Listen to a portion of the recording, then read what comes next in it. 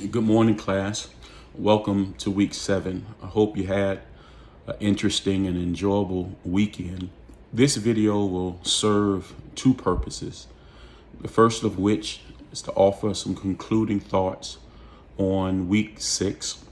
The second purpose is to give you an introduction or overview of week 7. Week 6, we dealt with interpersonal relationships, where we were able to look at a definition that defined interpersonal relationships as our social associations, connections, affiliations between two or more people. And dealing with interpersonal relationships, it's really about our connection with others. This can extend to family and friends, to work associates, to our neighbors, to any club that we are a part of, and so on. It can be a relationship in any context and any situation. I think we all can agree that establishing relationships and maintaining healthy relationships are essential and vital to a happy life. And so cultivating communication skills in interpersonal relationships is essential to ensuring that occurs.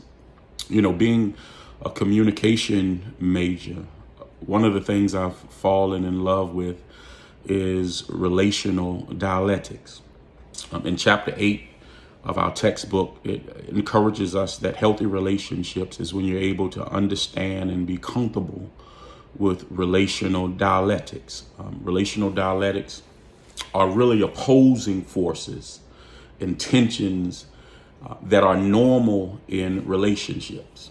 Being able to discern these tensions are crucial to ensuring that the relationship is on the trajectory of being a healthy relationship. And so those three areas or relational dialectics refer to autonomy versus connection, novelty versus predictability, and openness versus closeness.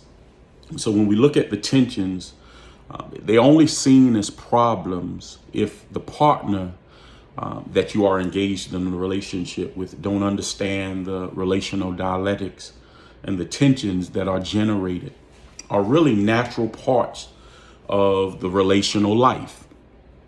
When we look at autonomy and connection, what we're looking at is the struggle of wanting to be independent, at the same time the desire to be connected with others. For example, if you are in a relationship, a romantic relationship, you oftentimes want to share common interests, you want to spend quality time together.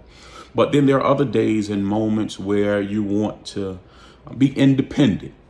You want to express yourselves in independent ways. There are times you want to be alone. You don't want to be bothered. And sometimes this can be the tension in relationship. You have one partner saying, I want to spend time. The other partner indicating, I need time to be alone. Individuality is also crucial in any relationship. Not only do we look at it from that standpoint, but we can look at it from the novelty and predictability component. This oftentimes is the tension that exists between wanting to be routine and wanting some spontaneity. There are some things that you and your partner may do that are routine.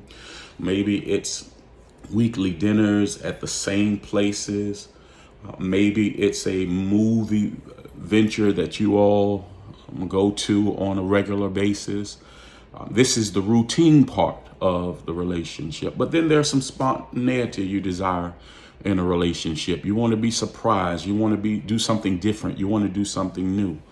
And then the last tension refers to openness and closeness. In this tension, you'll find yourself in moments in relationships where you are open book. You share things that you're struggling with, things that are of interest to you. You share your ideals, you share your emotions, and then there are times where you want to keep things private, keep things sacred, keep things to yourselves. And so that's pretty much the conclusion of week 6. This week, as we journey into interpersonal communication, there are some things that we need to be mindful of in our study and our examination this week. By way of introduction, we shared with you that interpersonal communication is the process of exchange of information, ideas, feelings between two or more people through verbal or even nonverbal methods. It's using a number of methods, including words, tone variations, facial expressions, even gestures, body language. All of this plays a part in interpersonal communication. Being able to develop and hone these skills will ensure that we are developing into becoming more effective communicators. I think, again, we can agree that communication undoubtedly plays a foundational role in the development of any healthy relationship. Let me say that again. Communication undoubtedly plays a pivotal, crucial role in the development of any healthy relationship. And so if you want your relationship to be healthy, knowing how to master communication and its many methods are essential.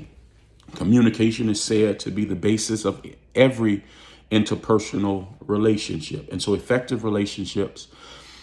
have effective relationships, the key that is needed for long-term relationships is to be able to master these elements. You can say one thing out of your mouth, but if your body gestures and body postures are contrary to what you're saying, oftentimes we can send mixed messages. Sometimes it's in your stare. Sometimes it's in your head nod. Sometimes it's in your body's gesture or your nonverbal communication skills. Please know that nonverbal communication skills are just as essential or more essential than verbal communication skills. Being able to express our feelings is important in any relationship, because if we desire our partners to understand what's truly on our heart, what's truly on our mind or in our thoughts, we have to be able to articulate that as clearly as possible. And to be able to do that, we want to offer you some suggestions, or this week, be mindful this week in your conversations on your job, with your classmates, with your family. Take care of your tone and pitch as well. This is important because you don't want to be too loud or be too soft. Be sure to choose your words carefully. You've heard the saying, sticks and stones may break my bones, but words will never hurt me. That's truly not true. Words can do more damage, possibly more than sticks and stones. And so because it bruises us mentally and even psychologically. In interpersonal communication, you want to be polite, be respectful of others. You want to be able to have an honest dialogue and be able to converse with your partner or others in a polite and respectful way. This is much needed in today's discourse. And so being respectful of others, being able to understand or try to understand another's viewpoint. This is important because being able to understand another's viewpoint, you can understand what their beliefs are, what their thoughts are, how they've reached certain conclusions that they have reached. And so this week, we want you to take the opportunity to go to week 7's module, view the material there. Please this week be working on your communication and leadership paper, which is due very soon. In addition to that, I'll be opening up week 8's module this week. I understand some of you are trying to get a head start on your spring break. And so sometime this week, I'll go ahead and open that up.